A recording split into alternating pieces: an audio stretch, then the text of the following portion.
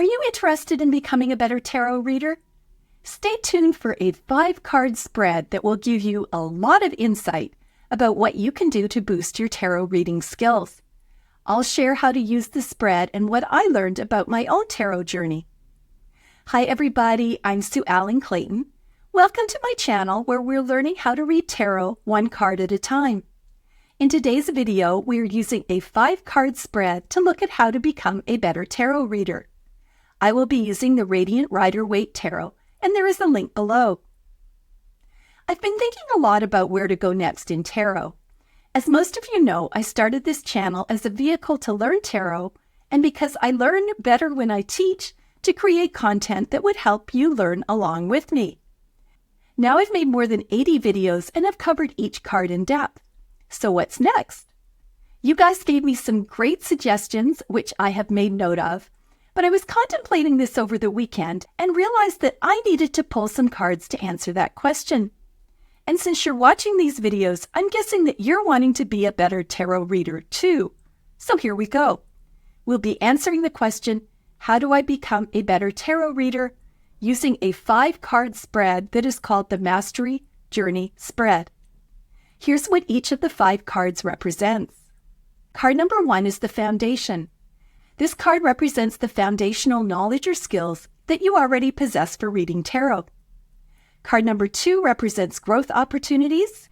This card reveals areas where you have the potential for growth and development as you read tarot. Card number 3 represents inner wisdom. This card signifies the inner wisdom, intuition, or innate abilities you can tap into as you work to become a better tarot reader. Card number 4 represents external resources. This card highlights external resources that can help you become a better tarot reader. This can include books, classes, mentors, or YouTube channels. Card number 5 represents mastery and integration. This card shows what can happen when you improve your tarot reading skills, as well as how you can apply your tarot reading skills in practical situations. On your screen, you can see the 5 cards that I pulled. Right away, I had the feeling that this would not be easy for me to interpret, and it was not.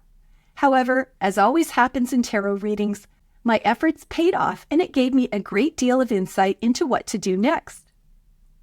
The first thing I noticed is that 4 of the cards are reversed. And the second thing is that they are all minor arcana cards between the Ace and 6, so not a lot of completion here. And the third thing is that the Suit of Cups is missing.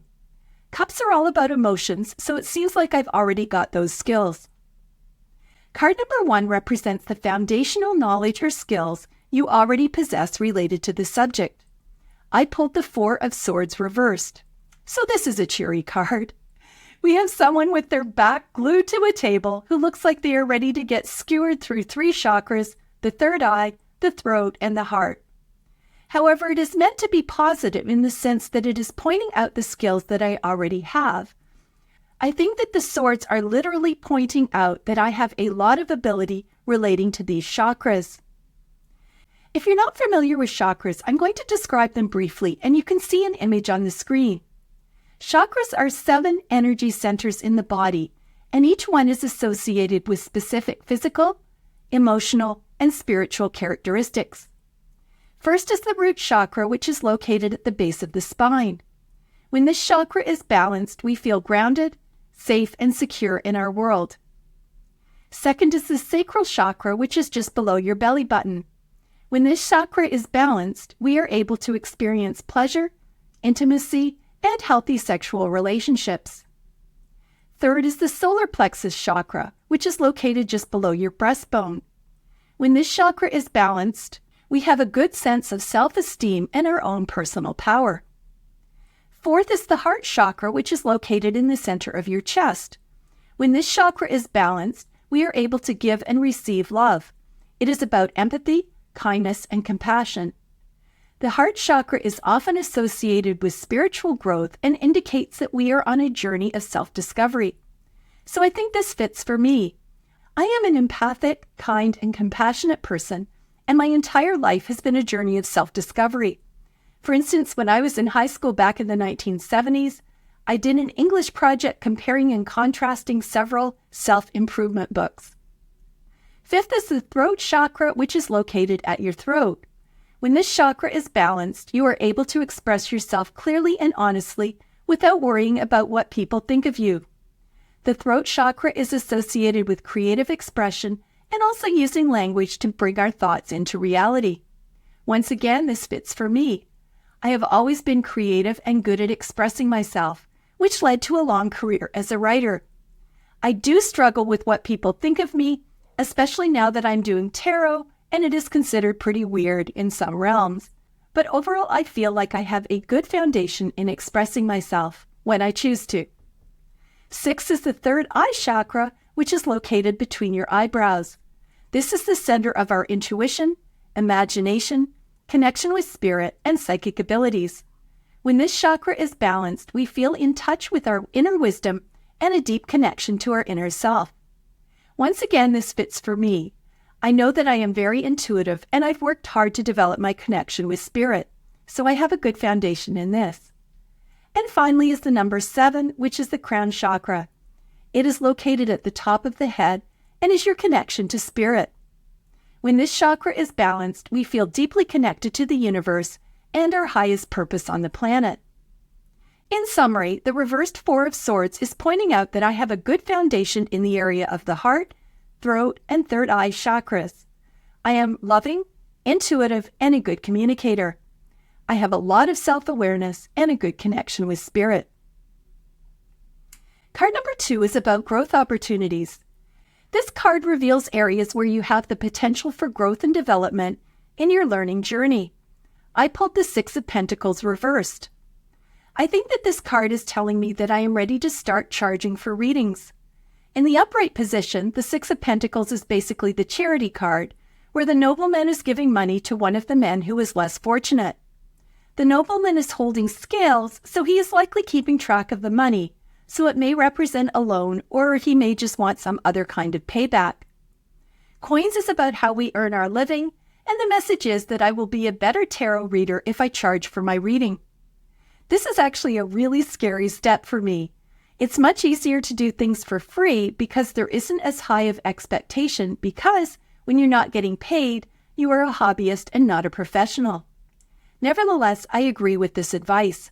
My growth opportunity is to move into the realm where I am charging for readings, and that will make me a better reader. Card number 3 signifies the inner wisdom, intuition, or innate abilities you can tap into to support your learning process. I pulled the Ace of Wands reversed. In the upright position, the Ace of Wands is about taking action to seize new opportunities, even if they are outside of your comfort zone. It's about being inspired and using that passionate fire energy to move forward. So how does the reversed Ace of Wands signify my inner wisdom that will help me become a better tarot reader? I admit I had to think about this. What I concluded is that my inner wisdom is not going to show up like a giant forest fire that is visible from space and will lead me to boldly go where no man has ever gone before. My inner wisdom is going to be softer and quieter, more like embers than a forest fire. So to be a better tarot reader, I shouldn't expect for my intuition to show up in a big way. The thought came to me that my inner wisdom is listening to that still, small voice inside of me. I was curious where the still, small voice expression came from, and of course I had to research it. It comes from the Old Testament part of the Bible and describes the prophet Elijah's meeting with God. Elijah is hiding in the wilderness and an earthquake happens. The verse is, quote, "And after the earthquake a fire, but the Lord was not in the fire. And after the fire a still, small voice," unquote. So basically God didn't speak to Elijah with the intensity of an earthquake. He spoke to him quietly afterward, and Elijah had to listen for it. I'm glad I did some more research because wands are about fire, and this passage is about fire. So in summary, the way for me to become a better tarot reader is to become more attuned with that quiet voice inside me. Card number 4 highlights external resources such as books, teachers, or mentors that can assist you in learning, and I got the 4 of Wands reversed. I immediately knew what this meant, and I'm going to give you a bit of the backstory. I have paid for many tarot classes over the last couple of years, and with one exception, they have all been excellent. I've loved all of the teachers for different reasons. All of the classes I've attended have been via Zoom, which is fine because I live in the middle of nowhere and it's much more convenient to take classes from the comfort of my own home. Recently, there was a tarot conference that I chose to attend virtually. I was incredibly excited because two of the teachers were people that I admired, and the conference, which was previously run by a different group, had a great reputation. I feel like the Four of Wands represented this conference. It was a celebration and gathering of tarot enthusiasts, and I was so excited to attend virtually. Unfortunately, it did not come up to my expectation for many reasons. I knew that they were only filming presentations on the main stage, but it was not clear when I actually signed up how little was actually being filmed. To make things worse, much of the presentations ended up being group work, so there was nothing for the virtual attendees to do. When things were being filmed, it was hard to see and hear. Basically, the virtual attendees were an afterthought, and they didn't even send us handouts or information on the vendors. I was so disappointed and did something that I have never done before. I requested a refund. So card number 4 is about external resources and should represent the people who can help me improve my skills. And here I get this reversed card about a lack of support and disappointment and conflict. I think that the message is that I've reached a point where I don't need to rely on outsiders to teach me. I just need to practice. The two individuals in the Four of Wands appear to be on a stage. In the reversed position, they are falling off the stage. And I think this confirms that not all teachers or events are appropriate for me, and that the so-called experts may not have as much to offer as I think they do. Card number 5 shows the potential for mastery and integration of the knowledge or skills that you are seeking to learn, as well as how you can apply them in practical situations. I pulled the 5 of Pentacles. My first thought was that this card is telling me that my journey toward being a better tarot reader will not be an easy one, and I need to expect that I'll feel like a bit of an outsider. One of the reasons that I struggled with learning tarot for so long was because I was brought up in a very religious household and knew that tarot was not acceptable. So here we have people who are cold and barefoot in the snow outside a church that is presumably warm and comfortable. They are outsiders, and that was what I felt like given my interest in what I considered to be the blasphemous world of tarot. However, then I thought of another interpretation that I liked a whole lot more, and that is that my tarot skills can actually provide light and warmth to people who are suffering but don't feel that they can find solace in traditional religion. I actually love this. For whatever reason, these two people are poor, injured, and isolated, and don't feel like they can go into the church. So the message is that by continuing to learn tarot, I have the ability to help a lot of people who need what tarot has to offer. I can become a better tarot reader by owning my light and the power of tarot, even though it may not fit into traditional ideas of spirituality. There are people out there who I can help if I keep plugging away. In summary, the Four of Swords is pointing out that I have a good foundation in the areas of the heart, throat, and third eye chakras. I am loving, intuitive, and a good communicator. I also have a lot of self-awareness and a good connection with spirit. The second card revealed where I have the potential for growth and development in learning tarot. The Six of Pentacles reversed told me that I will learn more if I start charging for my readings. This third card signifies the inner wisdom, intuition, or innate abilities that I need to tap into to support my learning. The Ace of Wands reversed revealed that I need to start listening to my quiet, inner voice rather than looking for bold flashes of inspiration. This fourth card was about resources that can help me to learn tarot. The Four of Wands reversed confirmed that not all teachers or events are appropriate for me, and that the so-called experts may not have as much to offer as I think they do. Instead of looking to outsiders for answers, I just need to practice. And the final card was what will happen if I continue to learn tarot.